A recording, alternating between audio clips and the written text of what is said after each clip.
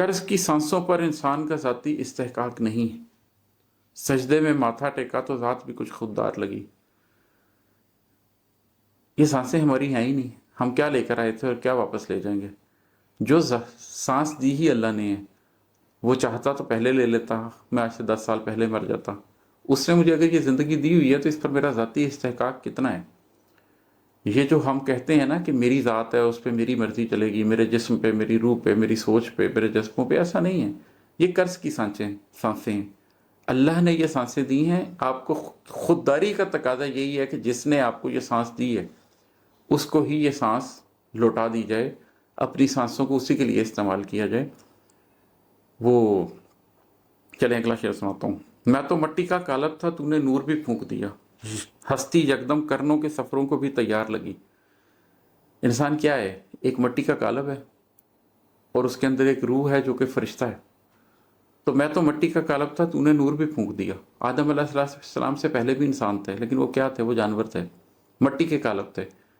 फिर अल्लाह ताला ने आदम अलैहिस्सलाम के अंदर अपनी तरफ से नूर फूंक दिया, रूह फूंक दी। तो वो जो मट्टी का कालब था इंसान, अल्लाह ने नूर भी फूंक दिया। अब हस्ती यकदम करनों के सफरों को भी तैयार लगी। अब हम मट्टी नहीं हो सकते, अब हमारे अंदर रूह फूंक दी गई है। अब हमने करनों का सफ़र करना है। अब ये चाहे जहन्नुम पे ख़त्म होगा या जन्नत पे ख़त्म होगा।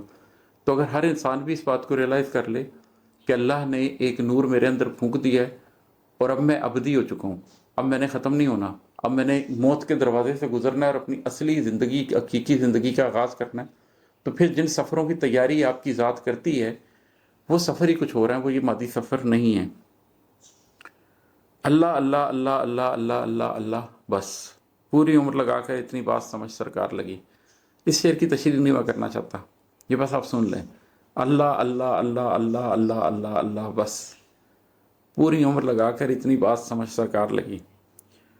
और आखिर में है कि कहते हैं सैलाब में डूबे लोग नहीं मिलते हैं इमाद, नफ्स अम्मारा को विर्द की महफिल यूं मझधार लगी।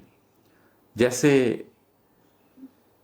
मझधार के अंदर कुछ डूब जाता है, उसी तरीके से अगर आप विर्द कर रहे हो, अल्लाह का नाम ले रहे हो, अल्लाह का नाम ले रहे हो और बस अल्लाह का नाम ले रहे हो, किसी भी पानी में बस अल्लाह का जिक्र करते चले जा रहे हो, तो नफ्स अम्मारा जैसे मझधार में कोई चीज़ डूब जाती है, उसी तरह नफ्स अम्मारा भी उस मझधार के अंदर डूब जाता है। और जो चीज़ बचती है वो नफ्स है जो पहले लवामा और फिर नफ्स मुतमइन्ना की स्टेज से गुजरता है। आज के लिए इतना ही।